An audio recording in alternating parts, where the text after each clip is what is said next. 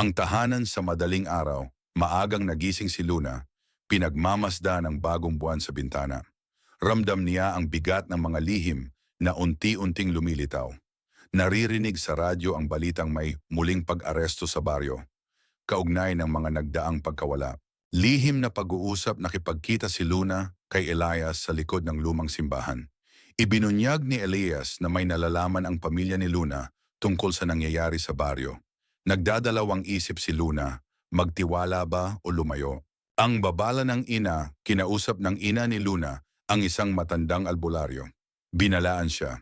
Kapag ang bagong buwan ay nagdilim, may katotohanang masakit na lilitaw. Nagpasya ang ina na itago muna ang katotohanan sa anak. Sa paaralan, napansin ni Luna ang kakaibang kilos ng guro nilang si Ginong Rivera. Isang lumang simbolo ang nakita niya sa libro, kapareho ng markang nakita niya sa gubat. Nagsimulang magduda si Luna. May mas malalim na koneksyon ang lahat.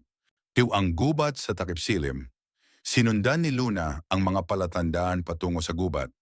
Natagpuan niya ang isang nakatagong altar na may ukit ng bagong buwan. May boses na bumulong, hindi pa huli ang lahat. Pagtatapos ang pasya, umuwi si Luna na puno ng tanong at takot. Tinitigan niya ang bagong buwan, mas malinaw, mas maliwanag.